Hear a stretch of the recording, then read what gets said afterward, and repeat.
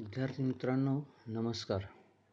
आज आपण इयत्ता 8वी विषय भूगोल यामधील प्रकरण क्रमांक 2 पृथ्वीचे अंतरंग हे प्रकरण अभ्यासणार आहोत.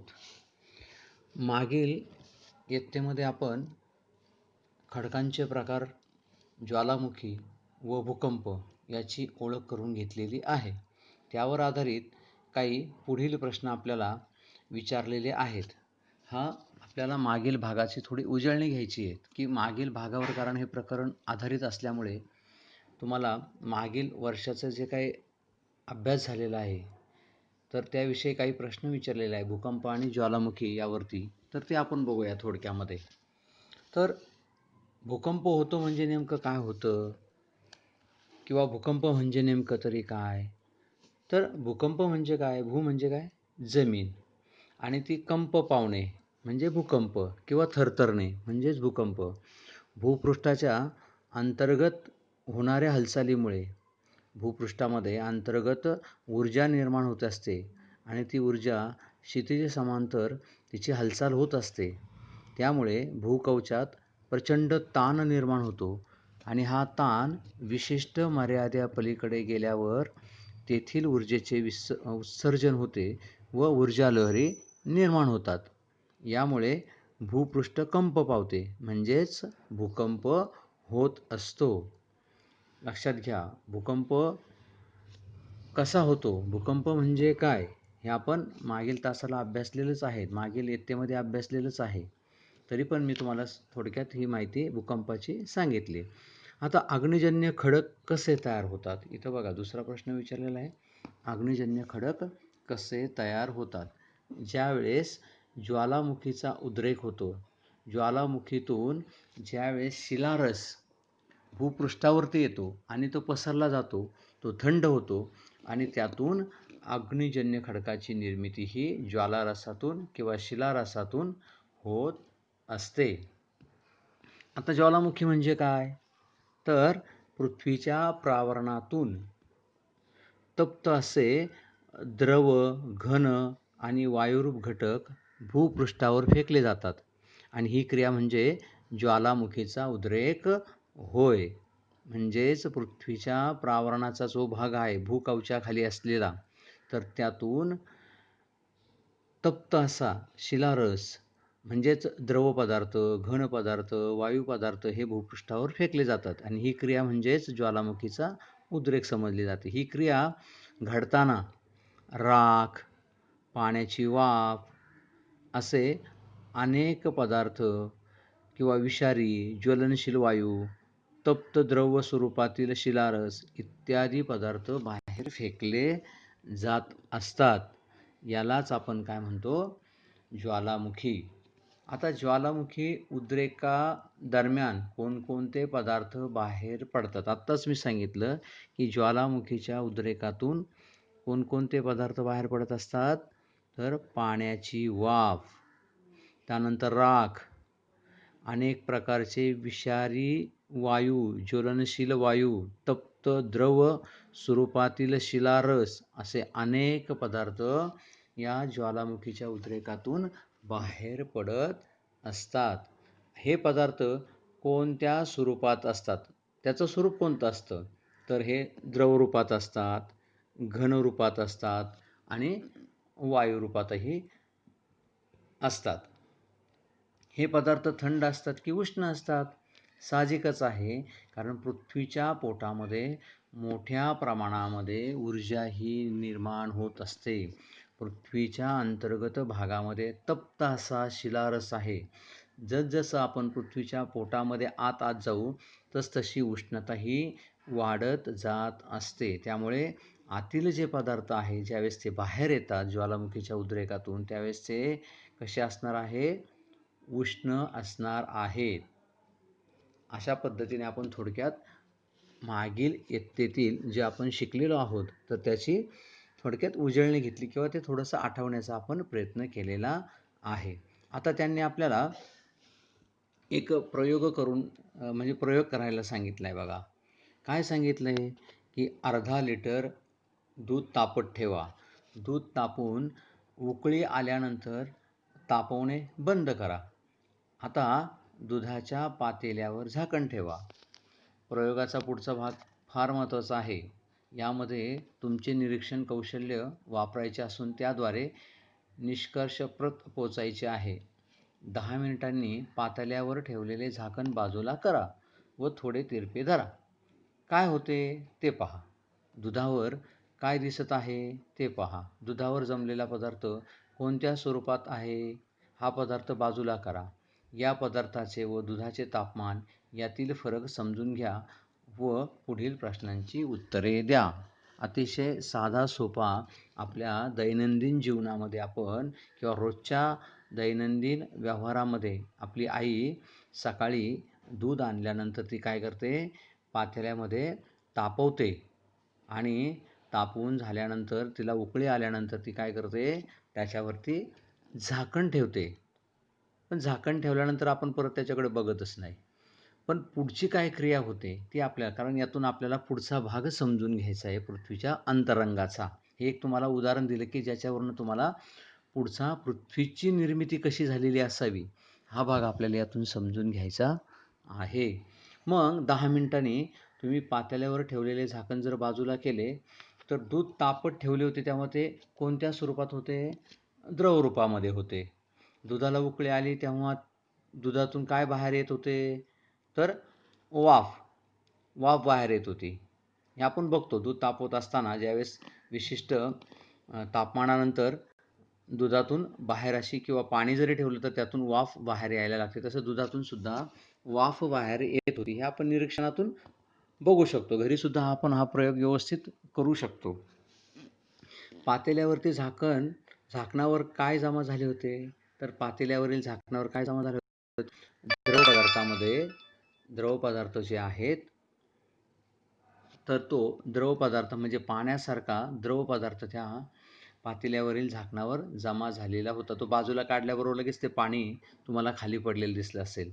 दुधावर जमलेला पदार्थ द्रव की घन ते सांगा. आता दूध म्हणल्यावर बघा, तुम्ही दुधावर झाकण ठेवलं, ते काढलं, त्या झाकणाच्या आतल्या बाजूला द्रव पदार्थ म्हणजे पाण्याची वाफ होऊन त्याचं पाणी तयार झालेलं आपण बघितलं. आणि त्यानंतर दुधावर आता काय झालेलं आहे, तर दुधावर ते असा घट्ट असा एक पदार्थ तयार झालेला दिसतो, त्याला आपण साय म्हणतो. मग ती दुधावर जमलेला पदार्थ द्रव की घन, तो घन पदार्थ होता.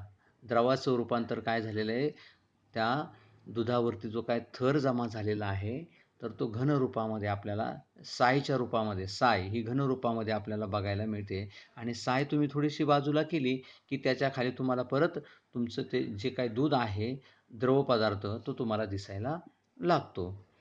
तो आतील दुधापेक्षा थंड होता की गरम होता, साहजिकच आहे. वरचा जो पदार्थ आहे जो साय रूपामध्ये जमा झालेला आहे, घन रूपामध्ये जमा झालेला आहे, तर तो खालील दुधापेक्षा हा नक्कीच थंड असणार आहे. कारण तुम्ही झाकण काढल्यानंतर प्रथम वरचा पृष्ठभाग त्याला हवेचा स्पर्श झाल्यानंतर तो थंड होणार आहे आणि त्याच्यानंतर खालचा भाग थंड होत जाणार आहे. हे लक्षात ठेवा. म्हणजेच वरचा जो भाग आहे साईचा तर तो प्रथम थंड झालेला आपल्याला दिसेल. म्हणजे साय ही थंड झालेली दिसेल आणि खालील जे दूध आहे तर ते काय झालेलं आहे, ते गरमच असणार आहे, ते उष्णच असणार आहे. प्रथम म्हणजे साय थंड असेल आणि त्यापेक्षा दूध हे गरम असणार आहे. तर तो आतील दुधापेक्षा थंड होता की गरम होता, तर थंड होता आतील दुधापेक्षा. असा प्रयोग आणखी कोणकोणत्या पदार्थावर करता येईल हे त्यांनी विचारलेलं आहे. मग असा प्रयोग आपल्याला कोणकोणत्या पदार्थावरती करता येईल, असे अनेक पदार्थ आपल्याला प्रयोगासाठी वापरता येणार आहेत. तर बघूया आपण आता पुढचा भाग बघूया आपण. 1-2 मिनटं.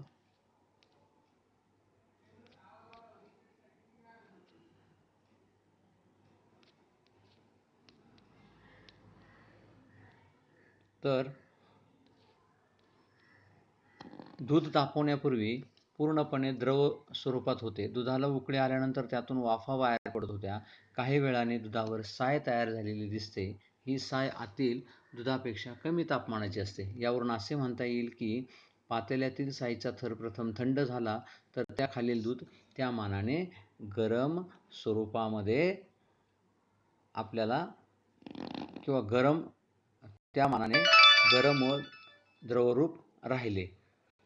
असेच काहीसे पृथ्वीच्या थंड होण्याच्या प्रक्रियेत झाले असावे. म्हणजे बघा, आता तुम्हाला सुरुवातीलाच सांगितलं की पृथ्वीची निर्मिती कशी झाली असावी ते हे आपल्याला या प्रयोगातून समजून देण्याचा प्रयत्न केलेला आहे. तर पृथ्वीची निर्मितीसुद्धा अशीच झालेली असावी. सुरुवातीला पृथ्वी ही कशी असेल, वायुरूपात होती आणि ती स्वतःभोवती ज्यावेळेस फिरते, वायुरूपामध्ये ती स्वतःभोवती फिरत होते आणि फिरताना तिचा जो वरचा भाग आहे तिचं रूपांतर काय झालेलं असेल, वायुरूप गोळ्याच्या स्वरूपात होती आणि स्वतःभोवती फिरते फिरता ती थंड होत गेली आणि पृथ्वी थंड होण्याची क्रिया पृष्ठभागाकडून केंद्राच्या दिशेस झाल्याने पृथ्वीच्या बाह्य भागास भूकवच म्हणजे थंड व घन स्वरूप प्राप्त झाले. मात्र अंतरंगातील भागात उष्णता जास्त असून भूपृष्ठाकडून गाभ्याकडे जाताना ती सातत्याने वाढत जाते. तसेच विशिष्ट खोलीवर अंतरंग अर्धद्रवरूप स्वरूपात आहे. म्हणजेच जसं आपण दुधाचं उदाहरण बघितलं, दूध तापवल्यानंतर वर त्याला साय आली, घट्ट असा घनरूप पदार्थ तयार झाला. तसंच पृथ्वीचं झालेलं आहे. पृथ्वी स्वतःभोवती फिरत असताना प्रथमतः वायुरूपाचं जे काय, जी वायुरूपात होती ती गोल फिरत असताना वायुरूपाचं रूपांतर काय झालं, घनरूपामध्ये झालं. म्हणजे वरचा भूकवचाचा भाग हा प्रथमतः तयार झाला.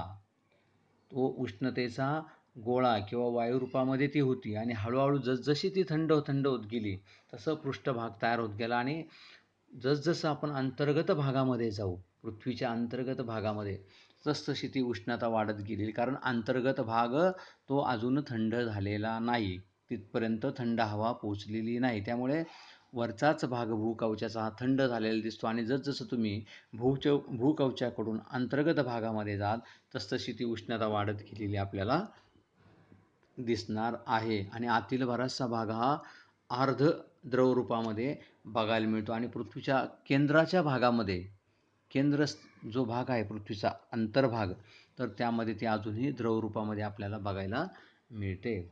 आता पृथ्वीचे अंतरंग नेमके कसे आहे याबाबत मानवाच्या मनात आजही कुतूहल आहे. कारण आपण अंतर्गत भागामध्ये जाऊन बघू शकत नाही आहे. काय एखाद्या गावाच्या ठिकाणी काय आहे, मंदिर आहे, नदी आहे, काय आहे ते आपण जाऊन बघू शकतो पटकन. काय पृथ्वीच्या वरच्या कोणत्याही भागामध्ये जाऊ शकतो आपण, पण पृथ्वीच्या अंतर्गत भागामध्ये आपण जाऊ शकत नाही, कारण जाण्यासाठी मार्गच नाही आहे. मग अजूनही मानवाला त्याचं काय आहे, कुतूहल आहे. पृथ्वीच्या अंतरंगाचे प्रत्यक्ष निरीक्षण करणे अद्याप शक्य झालेले नाही. त्यामुळे भूगर्भशास्त्रज्ञांनी अनेक पद्धतीने अभ्यास करून काही अनुमाने काढली आहेत. त्यासाठी ज्वालामुखीतून, इथे बघा, ज्वालामुखीतून बाहेर पडणारे पदार्थ व भूकंप लहरी यांचा अभ्यास प्रामुख्याने केला जातो. पृथ्वीच्या अंतर्गत भागामध्ये काय आहे, पृथ्वी आतमध्ये कशी असेल, तर याचं अनुमान काढण्यासाठी भूगर्भशास्त्रज्ञ जे असतात तर त्यांनी हे अनुमान काढण्यासाठी काय केलं आहे, भूकंप लहरींचा अभ्यास केला आहे, ज्वालामुखीचा अभ्यास केला आहे. ज्वालामुखीतून बाहेर पडणारे जे काही पदार्थ आहेत तर त्यांचा अभ्यास केला आणि त्याच्यातून त्यांनी तो अभ्यास करून पृथ्वीच्या अंतर्गत भागामध्ये काय असावं याचं अनुमान त्यांनी काढलेलं आपल्याला दिसतं आहे. आता ज्वालामुखीच्या उद्रेकातून बाहेर पडणाऱ्या पदार्थात प्रचंड उष्ण लावारस, आपण बघितलं ज्वालामुखी म्हणजे काय यामध्ये, तर पृथ्वीच्या अंतर्गत भागातून ज्वालामुखीचा ज्यावेळेस उद्रेक होतो त्यावेळेस प्रचंड उष्ण लावारस, वायू, वाफ इत्यादी घटक आढळले. लावारस झाल्यावर, थंड झाल्यावर त्यापासून अग्निजन्य खडक तयार होतात आणि त्याचबरोबर तापमान, घनता, गुरुत्वाकर्षण बल, दाब यांच्या अभ्यासातील अनुमानावरून अंतरंगाची रचना समजून घेता आली. उदाहरणार्थ खाणीमध्ये खोलवर गेल्यास तापमान वाढ झाल्याचे आढळले.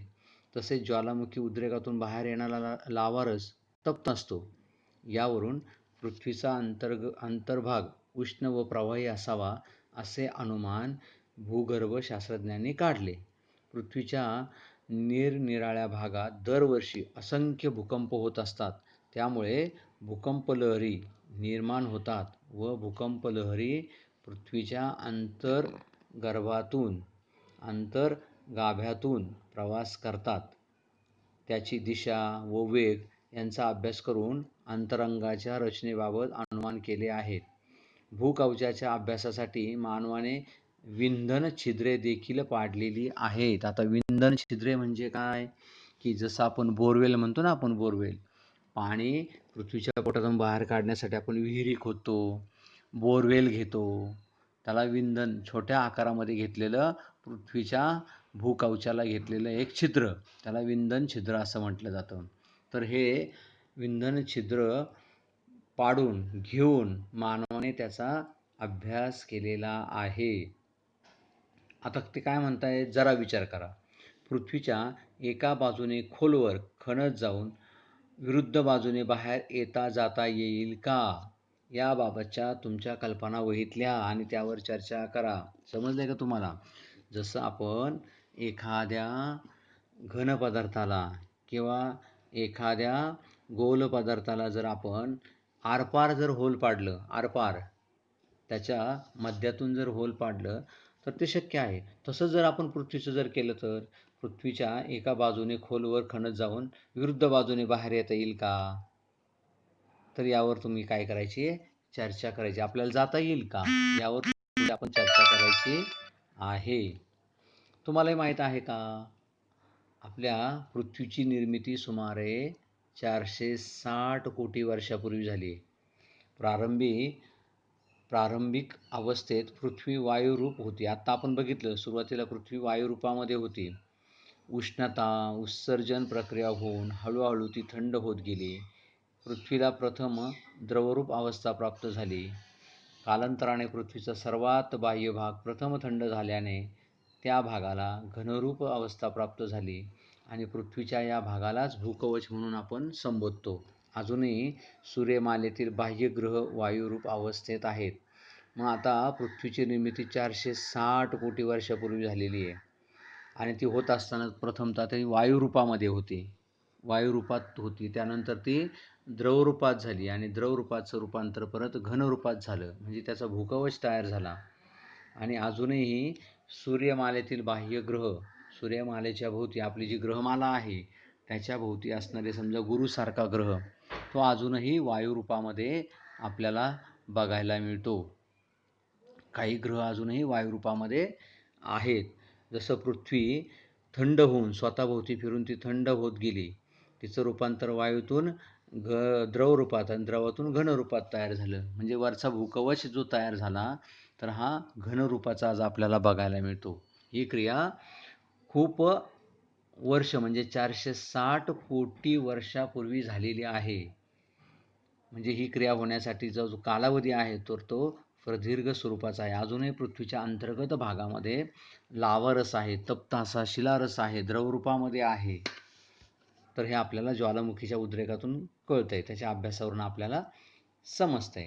आता त्यांनी पृथ्वीच्या अंतरंगाची रचना तयार करायला सांगितली, आपल्याला काही प्रयोग करायला सांगितलेत, की आपण स्वतःसुद्धा आपल्याला अभ्यासासाठी पृथ्वीचा अंतरंगाची आपण रचना करू शकतो, पृथ्वीचा गोल तयार करू शकतो आणि अंतर्गत भागामध्ये आपण वेगवेगळे असे थर देऊन पृथ्वी तयार करू शकतो. मग काय सांगितलं त्यांनी, की लाल, पिवळा, निळा असे रंगाचे मातीचे गोळे घ्या. ते बाजारात मिळतात आपल्याला, क्ले म्हणतो आपण त्याला, माती ती घ्या. लाल रंगाचा गोळा थोडा मोठा असावा. इथे बघा दाखवलं आहे आपल्याला, हा लाल रंगाचा आतला गोळा जो आहे तो वरती दाखवलेला, हा अंतर्गाभ ज्याला म्हणतो आपण तो. तर तो लाल रंगाचा गोळा थोडासा मोठा घ्या. पिवळ्या रंगाचा गोळा लाटून घ्या, म्हणजे त्याला चपटा करायचा आणि तयार झालेल्या पोळीच्या आकाराप्रमाणे, जसं तो चपटा झाला आहे गोल आकार, पोळीमध्ये ज्याप्रमाणे पुरणपोळी करतात, पोळीत पुरण भरतात, त्याप्रमाणे लाल रंगाचा गोळा भरा त्याच्यामध्ये आणि त्याला घनगोलाचा आकार द्या. म्हणजेच जो लाल गोळा आपण केला तो पिवळ्या गोळ्यामध्ये त्याला आपल्याला भरायचं आहे आणि त्याचा घनगोल तयार करायचा आहे. म्हणजे गोल आकार तयार करायचा आहे. आता निळ्या रंगाचा गोळा वरीलप्रमाणे लाटून घ्या. परत निळ्या रंगाचा गोळा तयार करायचा आणि तो सुद्धा पोळीप्रमाणे तयार करून त्या पिवळ्या रंगाचा गोळा भरून याचाही घनगोल तयार करा. म्हणजे आपण लाल, पिवळा आणि निळा असे 3 रंग एकमेकांवरती आपण मातीच्या स्वरूपामध्ये आपण त्याचा गोल तयार केलेला आहे. आता पृथ्वीगोलाप्रमाणे या घनगोलावर पिवळ्या रंगाने वेगवेगळे खंड दाखवा. म्हणजे हे बघा, हा पिवळा गोळा जो दिसतो, हा आतला बाहेरचा जो, तर त्यावर काय करायला सांगितलं त्यांनी, वेगवेगळे खंड दाखवायचे त्यावरती. आणि आता तुमचा मातीचा पृथ्वीगोल तयार झालेला आहे. पृथ्वीचे अंतरंग पाहण्यासाठी मातीचा जो घनगोल तुम्ही तयार केलेला आहे, बरोबर मधून त्याचा अर्धा काप घ्या आणि आतमध्ये तुम्हाला पृथ्वीच्या अंतरंगाप्रमाणे विविध थर दिसतील. तुम्ही त्याच्यामध्ये काप घ्यायचा आहे आणि या थरांना नावे देण्याचा प्रयत्न करा. मग आता तुम्ही जे काय 3 भाग तयार केलेले आहेत, इथे बघा दाखवलेले आहेत, 3 भाग तयार केलेले आहेत, लाल, पिवळा आणि निळा, याला 3 नावं दिलेत. त्याचे अंतर्भाग, त्याला तुम्ही मध्ये एक काप घेतला आहे, तो मध्ये कापला गेलेला, आणि कापल्यामुळे तुम्हाला 3 थर ते स्पष्ट दिसायला लागलेले आहेत आणि त्या 3 थरांना नावं द्यायची आहेत. मग ती नावं काय द्यायची आहेत, तर बघा, ती नावं देताना आपल्याला इथे पहिलं नाव द्यायचं त्याला भूकवच. हा जो निळा भाग आहे आपण रंगवलेला, हा पिवळा रंग जो आपण रंगवला आहे बघा, पिवळा भाग, तर हा निळा भाग दिसतो हा, तर त्याला काय करायचं आहे, तो भाग घनरूपामध्ये प्राप्त झालेला आहे, त्याला भूकवच म्हणतो आपण त्याला. तो भूकवचाचा भाग तयार झाला. त्याच्यानंतर वरचा जो भाग तयार झालेला आहे पिवळ्या रंगाचा, तर तो प्रावरणाचा भाग तयार झाला. आणि नंतरचे जे 2 गोल दिसतात, अर्धगोल आणि पूर्ण गोल, तर तो गाभ्याचा भाग तयार झाला. गाभ्याचे परत 2 प्रकार केलेत, एक आंतरगाभा आणि दुसरा बाह्य गाभा, असे 2 भाग गाभ्याचे तयार केलेत. हे लक्षात घ्या. म्हणजे एकूण पृथ्वीचे 3 भाग तयार केलेत, भूकवच, प्रावरण आणि गाभा. आणि गाभ्याचे परत 2 भाग तयार केले, आंतरगाभा आणि बाह्य गाभा. आता भूकवचाचे परत 2 भाग तयार केलेत, एक खंडीय कवच आणि दुसरा महासागरीय कवच. आता खंडीय कवच म्हणजे काय, भूकवचाचा भाग, जो आपण ज्याच्यावर राहतो, ज्याच्यावर आपलं अस्तित्व आहे, मोठमोठी घरं बांधली आहेत, इमारती बांधल्या, झाडं आहे, जंगल संपत्ती आहे, जमिनीचा भाग दिसणार आपल्याला वरती, तर तो खंडीय कवच. आणि दुसरा महासागरीय कवच. महासागरीय म्हणजे काय, तोही भूकवचाचाच भाग आहे, पण तो पाण्याखाली गेलेला आहे. महासागरा म्हणजे समुद्र, उपसागर, महासागर या खाली गेलेला भाग, म्हणजे सागर तळ ज्याला म्हणतो आपण तो, तर तो महासागरीय कवच. असे भूकवचाचे 2 भाग तयार केलेले आहेत. तसेच प्रावरणाचे सुद्धा 2 भाग तयार केलेत. एक उच्च प्रावरण, पुढे आहे बघा नकाशामध्ये, तुम्ही जर बघितलं, पुढचा जो नकाशा आहे आपल्याला दिलेला इथे, हे बघा, इथे आपल्याला इथे हे बघा, हा भूकवचाचा भाग, त्याखाली दाखवलेला हा प्रावरणाचा भाग घनरूपामध्ये दाखवलेला.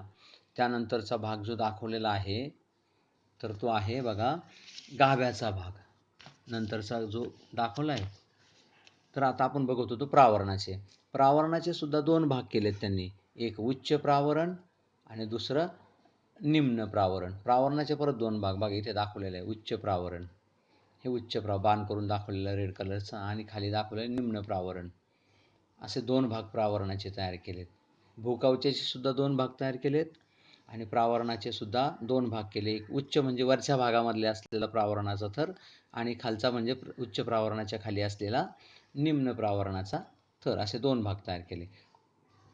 त्यानंतर गाभ्याचा भाग, हा जो रेड कलरचा लाल रंगाचा जो भाग दिसतो ना, आपण गोळा केला होता बघा लाल रंगाचा, तर तो हा भाग खालचा, त्याला गाभा असं म्हणतो. आणि गाभ्याचे सुद्धा 2 भाग तयार केलेले आहेत, एक बाह्य गाभा जो द्रव रूपामध्ये आहे तो, आणि एक अंतर्गाभा एकदम शेवटचा, पृथ्वीचा जे केंद्राचा जो भाग आहे, तर तो केंद्राचा जो भाग आहे त्याच्यावरचाही काही भाग, तर तो अंतर्गाभा म्हणून तो घनरूपामध्ये आहे, त्याला अंतर्गाभा असं म्हणतात. म्हणजे पृथ्वीचे एकूण 3 भाग आणि प्रत्येक त्या 3 भागाचे 2-2 भाग या ठिकाणी आपल्याला तयार केलेले दिसतात. वरचा बघा हा भूकवचाचा भाग दाखवलेला आहे इथे. संपूर्ण इथे सृष्टी दाखवली आहे. बाजूला समुद्र, महासागर दाखवलेला आहे. म्हणजे असे हे 2 भाग तयार केलेले आपल्याला इथे दिसत आहेत भूकवचाचे. आता पहिला आपण अभ्यासणार आहोत भूकवचाचा भाग, जो वरचा दिसतो ना तुम्हाला. भूकवचाचा भाग एकूण 30 किलोमीटर भूकवचापासून खालपर्यंत जो भाग गेलेला आहे इथपर्यंत, तो 30 किलोमीटर अंतराचा जो भाग आहे, तर तो भूकवचाचा भाग आहे. त्याची जाडी जी आहे, हा भाग आपण अभ्यासतो आहोत भूकवचाचा भाग. तर भूकवचाची जी जाडी आहे तर ती 30 ते 35 किलोमीटर ती जाडी मानली जाते. भूकवचाची खंडाखालील जाडी, भूकवचाच्या खंडाखालील जाडी 16 ते 45 किमीच्या दरम्यान आहे. भूकवचाखालची जाडी जी आहे तर ती 16 ते 45 किलोमीटर दरम्यान आहे. आणि भूकवचाची ही जाडी पर्वत श्रेणीखाली, म्हणजे हा जो पाण्याचा भाग दाखवलेला आहे इथं पर्वतरांगा दाखवलेल्या आहेत. इथं पाणी, इकडे पर्वतरांगा दाखवल्या. तर पर्वत श्रेणीच्या खाली त्याची जी जाडी आहे तर ती साहजिकच जास्त असणार आहे. तर ती 40 किलोमीटरपेक्षाही जास्त असते. पर्वत श्रेणीखाली जाडी ती जास्त असते, कारण वरती भूकंप किंवा इतर घटना घडून भूकवचाचा भाग तयार झाला, त्याची जाडी जास्त असते. तर ती 40 किलोमीटरपेक्षाही जास्त असते. तर सागर भूपृष्ठाखाली, आता इथं सागराचा भाग जो दाखवलेला आहे तर त्याखाली भूपृष्ठाची जी जाडी आहे किंवा खोली आहे तर ती 10 किलोमीटरपेक्षा कमी असते. आता महासागर आहे, पॅसिफिक महासागर, हिंदी महासागर, हे जे मोठमोठे सागर आहेत तर त्यांच्या खालची जी जाडी आहे समुद्राचा तळभागापासूनची खाली, तर ती 10 किलोमीटरपेक्षाही कमी आढळते. इथे 2.2 मध्ये त्यांनी आपल्याला बघायला सांगितलं. हा जो पृथ्वीचा जो काप दाखवलेला आहे, अंतर्गत भाग दाखवणारा 2.2 हा, तर या ठिकाणी आपल्याला त्याचा अंदाज येतो. भूपृष्ठाखाली जसजसे खोल जावे तसतसे तापमान वाढत जाते. जसं आपण ह्या भूपृष्ठापासून, आपल्या जमिनीपासून जसजसं आपण खाली जाऊ, जसजसं केंद्राकडे जाऊ, इकडे अंतर्गाभ्याकडे जाऊ, पृथ्वीच्या केंद्राकडे जाऊ, तर त्या ठिकाणी जसजसं आपण आज जाऊ तसतसं त्याचं तापमान वाढत गेलेलं दिसतं. त्यांनी एक उदाहरण आत्ताच आपल्याला सांगितलं की खाण जी असते, खनिजाची खाण असेल किंवा खडकांची खाण असेल, दगडाची खाण ज्याला म्हणतो आपण, तर त्या खाणीमध्ये तुम्ही गेल्यानंतर तुम्हाला उबदारपणा जाणवतो. आणि तर जसजसं तुम्ही खोदत जाल, जसजसं तुम्ही खाली जाल तसतसे ती उष्णता वाढत गेलेली आपल्याला दिसते. मग भूपृष्ठाखाली तापमान वाढत जात असते. त्यानंतर प्रावरणात तापमान वाढीच्या प्रमाणात घट होते. हा जो भूपृष्ठाचा भाग संपल्यानंतर तुम्ही प्रावरणाच्या भागामध्ये ज्यावेळेस प्रवेश करता, हा प्रावरणाचा भाग घनरूपाचा, इथे तुम्ही ज्यावेळेस इथे प्रवास करता त्यावेळेस काय होते, तर तापमान वाढत गेलेलं आपल्याला दिसतं. त्यानंतर प्रावरणात तापमान वाढीच्या प्रमाणात घट होते व पुन्हा गाभा क्षेत्रात वाढ होते. हा प्रावरणाचा जो भाग आहे घनरूप पदार्थ, यामध्ये भूकवच सोडल्यानंतर खाली ज्यावेळेस तुम्ही येता त्यावेळेस थोडंसं तापमानामध्ये घट होते आणि परत जसजसं तुम्ही गाभ्याच्या भागामध्ये जायला सुरुवात कराल तर त्या ठिकाणी त्या भागामध्ये तापमान वाढत गेलेलं तुम्हाला जाणवेल. आणि पृथ्वीच्या केंद्रस्थानी सुमारे 5500 अंश सेल्सिअस ते 6000 अंश सेल्सिअस तापमान, इतकं प्रचंड तापमान ह्या अंतर्गत गाभ्याच्या भागामध्ये आपल्याला एवढ्या मोठ्या प्रमाणामध्ये प्रचंड तापमान बघायला मिळतं, हे लक्षात ठेवा. त्यानंतर भूकवचाचा दुसरा भाग आपल्याला बघायचा आहे, खंडीय कवच.